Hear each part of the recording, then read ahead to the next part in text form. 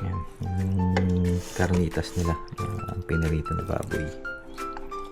Gagawin nating sinigang. Wala akong mabiling ibang gulay, walang talong ito na lang natin. Yan, gamit ang Knorr na nabili sa Pilipinas Store. Okay, game, lutuin natin. Ilagay natin ito ng isa, salin na lang natin. Simple na natin ang dish galing Pilipinas, no? Konti lang kasi mamantika na yun. Konting mantika lang. Makasi sigurado yung sabaw nito. Puro mantika ito kanina. Itong sibuyas.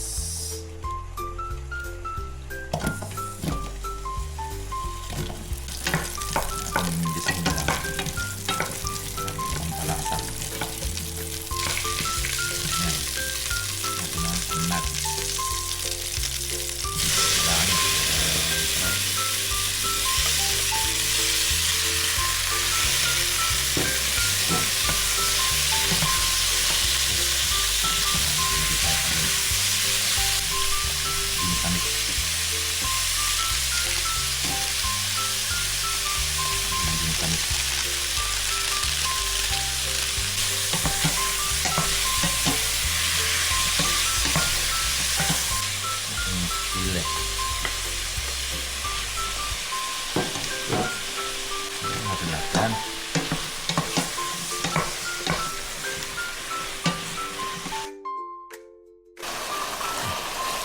Kamatis, sibuyas, saka siling cream.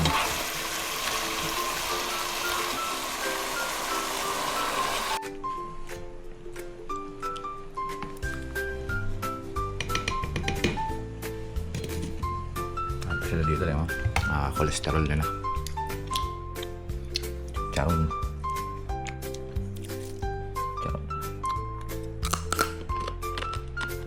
Ang tigas. Parang masarap. After 10 minutes, mahina electric kasi yung gamit ko. Parang di man na lumambot yung gabi tigas pa. Tigas pa nga. Pwede yan, titimplahan na natin. Kung anong lasa niya. Baboy na baboy.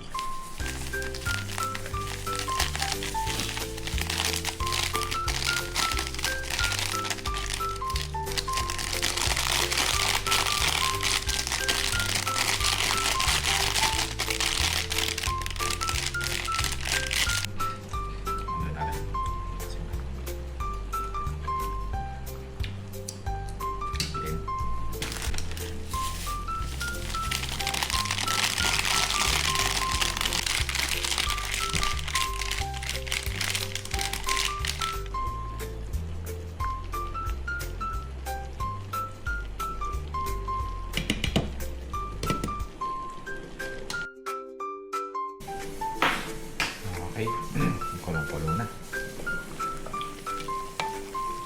Bigyan na natin yung pitsay.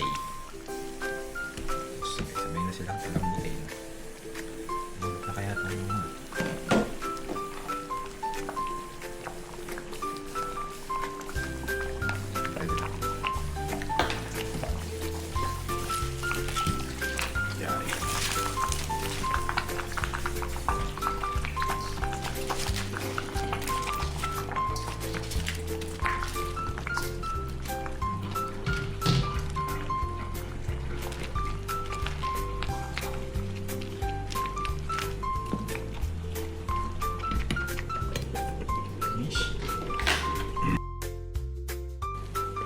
Okay, kalipas ang 5 minuto.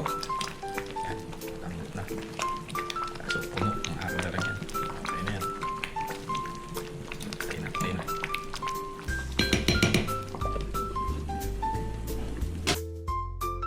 na. Ayan. Okay. Naluto na natin ang